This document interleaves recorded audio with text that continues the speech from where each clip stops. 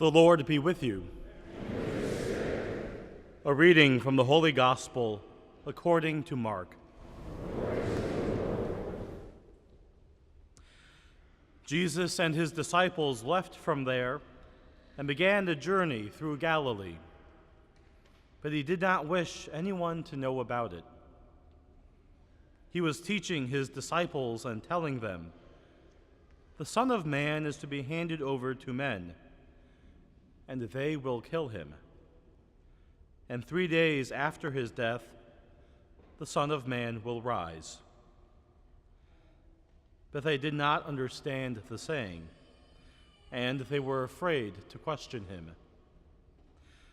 They came to Capernaum, and once inside the house, he began to ask them, "What were you arguing about on the way?" But they remained silent. They had been discussing among themselves on the way who was the greatest. Then he sat down, called the 12, and said to them, "If anyone wishes to be first, he shall be the last of all and the servant of all." Taking a child, he placed it in their midst, and putting his arms around it, he said to them, "Whoever receives one child such as this in my name receives me. And whoever receives me receives not me, but the one who sent me." The Gospel of the Lord.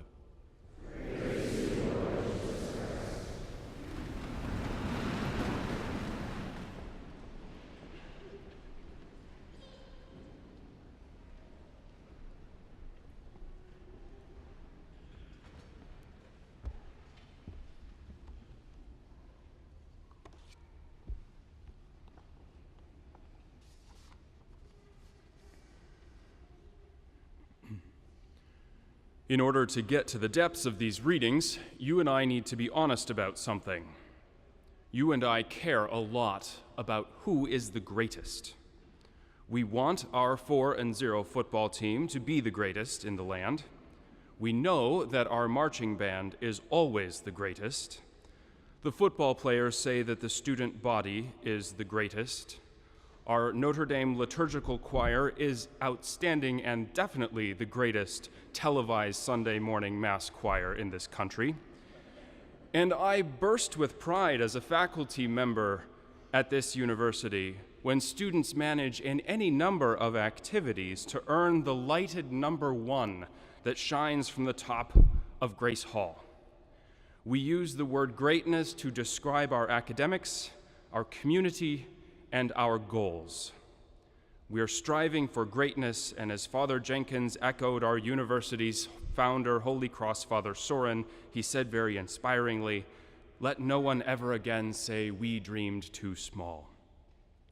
I'm not at all critiquing this desire in us.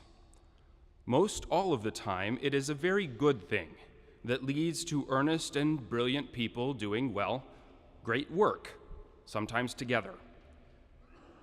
This is all by way of building up a little bit of sympathy for our apostles today.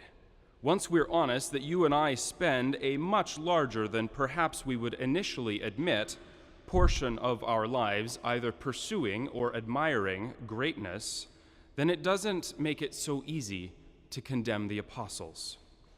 They're walking along today and talking among themselves. They're spending time with Jesus. They are, in fact, already following him, and they're actually considering heaven.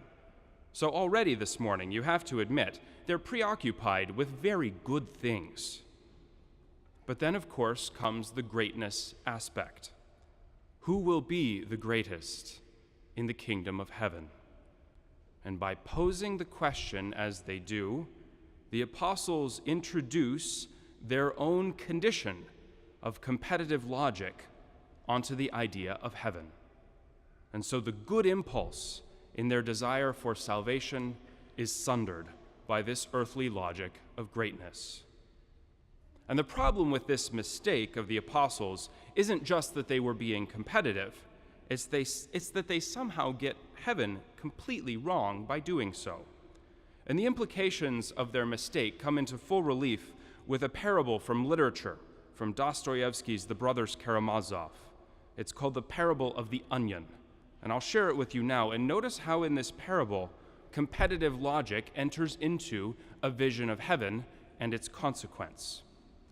The parable goes like this. Once upon a time, there was a peasant woman, and a very wicked woman she was. And she died and did not leave a single good deed behind. The devils caught her and plunged her into the lake of fire. So her guardian angel stood and wondered what good deed of hers he could remember to tell to God. The angel thought, she once pulled up an onion out of her garden and gave it to a beggar woman. And God answered, you take that onion then, hold it out to her in the lake, and let her take hold and be pulled out. And if you can pull her out of the lake, let her come to paradise. But if the onion breaks, the woman must stay where she is. The angel ran out to the woman and held out the onion to her. Come, he said, catch hold and I'll pull you out. And he began cautiously pulling her out. He had just pulled her right out when the other sinners in the lake, seeing how she was being drawn out, began catching hold of her so that they could be pulled out along with her. But she was a very wicked woman, and she began to kick them. I'm to be pulled out, not you. It's my onion, not yours. And as soon as she said that, the onion broke, and the woman fell into the lake, and she is burning there to this day. So the angel wept and went away. It's not a happy ending parable in Russian literature, is it?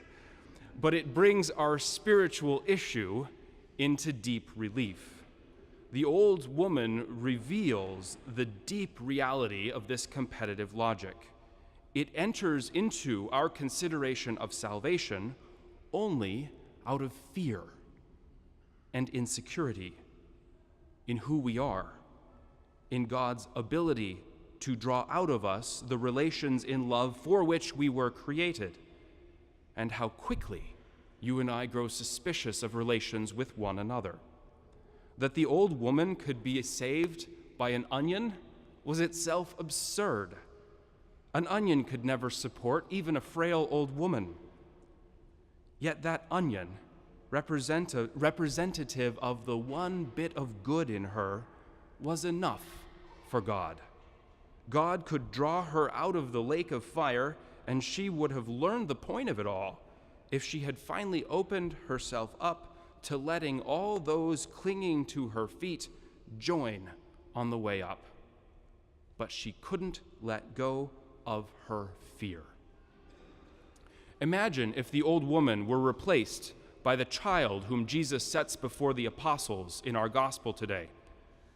And he says that in order for any of us to enter the kingdom of heaven, we were to become like a child. The child would giggle, holding on to the onion, probably laugh with joy that someone was being so goofy as to be connected to his or her feet. They would rise to salvation without ever having the fear that somehow it wouldn't be enough for them. And the child here in Christ's action is not illustrating for the disciples that they are to be childish, merely that they need have no fear whatsoever, that salvation is going to be quantified, parceled out according to greatness, and for that reason needing to be hoarded or manipulated. And when our fear that we might not make it, that we might not merit it, that we might not be the mightiest, gets too much power, then our response is to tear down that which is good around us. The Book of Wisdom describes the community identifying the one of virtue and then squeezing him until he breaks. No one should rise above the muck, is the idea. And James describes this position in our second reading as coveting but not possessing, killing but not obtaining, and asking but not receiving.